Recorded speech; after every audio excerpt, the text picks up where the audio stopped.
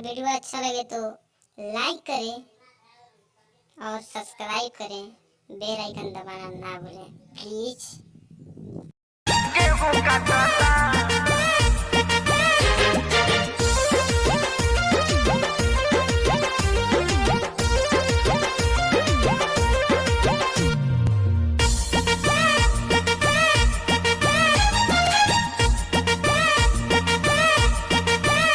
गेहूं झाड़ाता खेत में साराता,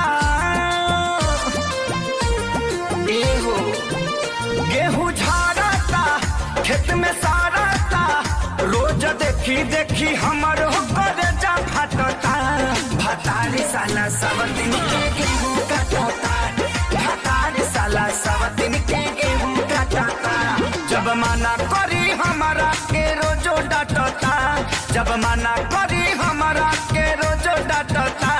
भतारी साला सब दिन के गेहूं काटता, भतारी साला सब दिन के गेहूं काटता।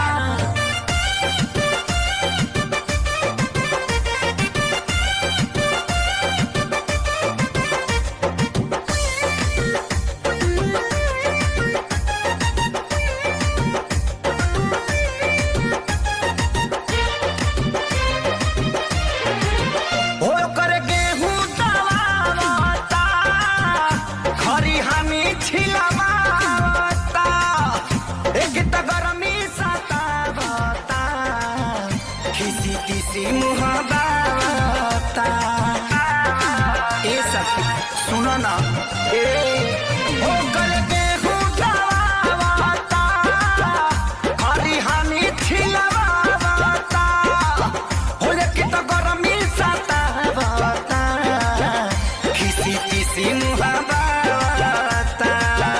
दुखवा साही हो कैसे कही हो, भइल कुकुर के रहन जूठे पतल चाटता।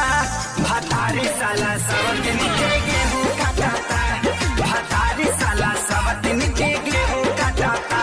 जब मना करी हमारा के रोजो डांटता, जब मना करी हमारा के रोजो डांटता।